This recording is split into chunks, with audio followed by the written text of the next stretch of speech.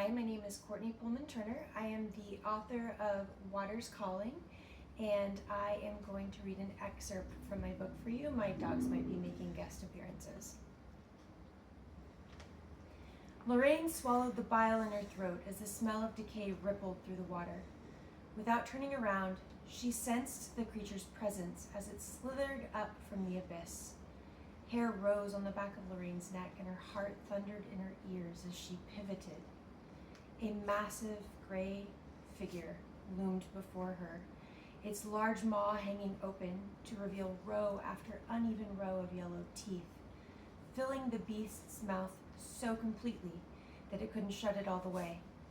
Part of the monster remained hidden in darkness, but she could see 6 feet of its narrow, slimy body undulating with obscene grace. Lorraine's stomach lurched as the terrifying creature finished its ascent.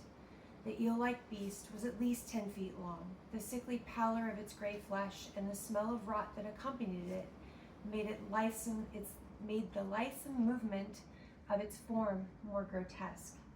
An atavistic part of Lorraine's mind screamed at her to flee, but her speed couldn't possibly outmatch the monster's. And what of the girl? Lorraine adjusted the grip on the pommel of her sword and pushed away rising panic. Holding her ground as the creature's powerful body created its own, half frozen with fear, she lifted the blade in front of her, staring at the monstrous entity's bulging, milky pale eyes and gaping mouth. Lorraine shifted her weight between feet, stirring up the ocean floor as she prepared for an attack, but the beast swept past her. She watched it slither into the kelp forest with relief and then confusion. Why did it ignore her? Strange cries rose from the darkness. The child. Lorraine's fear boiled over into anger, and adrenaline surged, urging her to move. There was only a moment to consider her course of action before she crouched low and shoved off the ocean floor, propelling herself toward the monster's gray underbelly. Focusing all of her anxious energy into her blade, Lorraine swung, thrusting against the water's resistance. She nicked the narrow end of the creature's tail. It was sloppy and unskillful, but it accomplished the task. The beast produced a sound somewhere between a roar and a squeal as a thin stream of oily purple blood leaked from where her weapon had connected. Lorraine steadied herself as the monster wheeled on her, maneuvering with an ease that made her blood run cold. At least, she consoled herself, the child might get away. The creature gnashed its teeth at her, but did not at once attack. She widened her stance and tugged her shield over her left shoulder, taking advantage of its hesitation. It slithered around her in narrower circles, allowing Lorraine an opportunity to study it.